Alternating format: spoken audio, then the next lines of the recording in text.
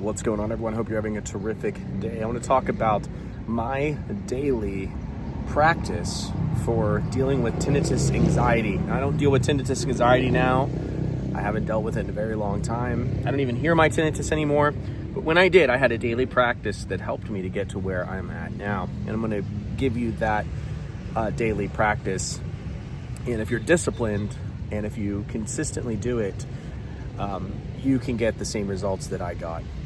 So what I did is every day I had a promise that I made to myself, and I would wake up and I had it's like a recovery statement, and it says, I believe in the future I'm going to be living by the ocean. I believe in the future I'm going to be traveling the world. I believe in the future I'm going to be doing things that right now seem impossible, but that's why it's a recovery statement, because I believe that the impossible becomes possible the more I begin to speak it into existence.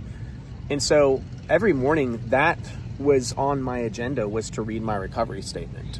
And I literally wrote out a recovery statement of things I wanted to see happen in the future, how I believed I wasn't going to stay stuck like this.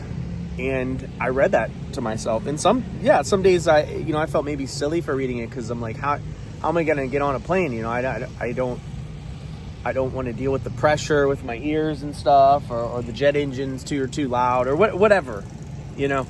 But I kept reading it anyway, because I believe that, well, I don't have to know how it's going to happen now. I just have to have faith that it could happen in the future. The second thing that I did was I allowed myself zero time for rumination. So when I woke up in the morning, I allowed myself no time to try and hear the tinnitus. At no point in my day was I giving myself time to listen to it, to try and listen. When I mean listen to it and freaking out. Now, I'm going to get to when I actually practiced listening to it, but it was in a state where I wasn't freaking out, okay? So when I mean listen to it, I mean I didn't just allow time for myself to sit and dread and listen to it and then doom scroll and then let my thoughts spiral as I'm listening to it. That's extremely unhealthy to do. And if there's anything that you can do to heal, it's do not ruminate whatsoever. Keep yourself busy the most that you can. Which is another thing that I would do is I would wake up and then I would get that feeling, oh my gosh, I don't want to live today because I have to live with tinnitus. I don't want to live with tinnitus. How can I live today? I don't want to live today. I don't want to live like this. Basically, that was my feelings, and those feelings were so true. And I'm just there's no way I'm ever going to get better, right? There's just no way I'm ever going to be able to be happy like this.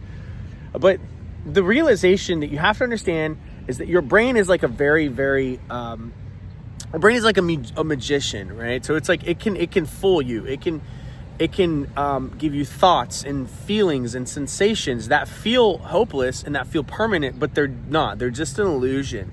And that's what you have to realize. And so at first I was oh my gosh, I'm going to be stuck like this forever. This sucks. This is terrible. Because that's what my brain was telling me. Over time, I would feel like that in the morning, but then I would go about my day. I would go hang out with some friends. I would maybe, go to an open mic. I would go to karaoke. I would do something like that. I would come home and I'd be in the beginning of the day, my brain told me that we were hopeless, but then I had a decent day today. It was not hopeless. It was a pretty okay day. So that started to retrain my brain. That started to tell me that so basically I kept stacking those wins, right? So I kept having better and better and better days, even though in the morning I may have felt hopeless, or maybe throughout the day I felt hopeless, or maybe at the end of the day I felt hopeless. I don't know, who knows? But that became to give me my brain evidence that that when I felt hopeless, it was not real. Because I was well, look, man, we had a pretty good day today. And we had a lot of fun, and it wasn't that bad.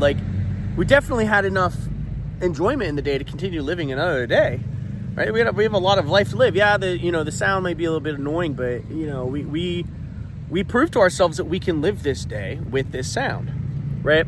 And so the more I continued to do that, the more proof it gave my brain that, okay, maybe the hopelessness narrative isn't actually true, And that's what I will tell people, is that start to disprove this theory that you're hopeless to your brain. Start to disprove it by going out and living, and it might be small at first. Maybe it's, like I always tell people, okay, say you're feeling anxious. I can't continue living one more second. Okay, breathe in, breathe out, and continue living. Go make a sandwich.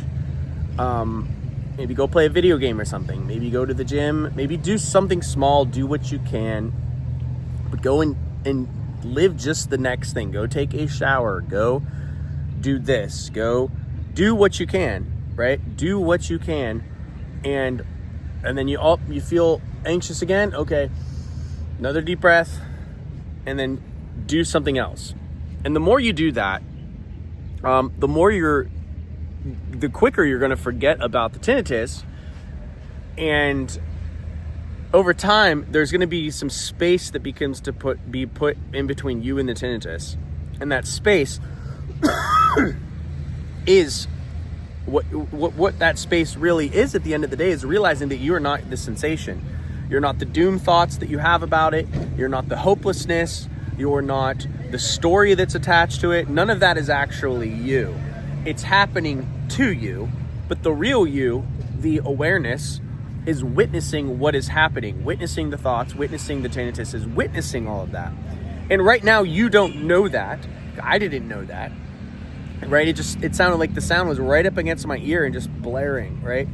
But over time, the more I practiced living, living intentionally, the more I practiced cognitive behavioral therapy, the more I practiced mindfulness meditation and all of these things, it's as if the sound got taken away from my ear, and it's just within my awareness now.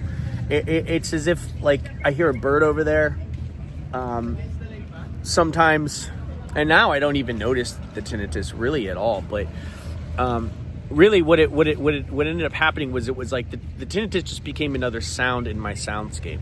It wasn't this thing that was like up against my ear making me go deaf. It was just like, it was just another sensation that I may or may not be aware of within the vast array of sensations that I could feel in my awareness. That's basically what happened after I practiced a lot of meditation and mindfulness.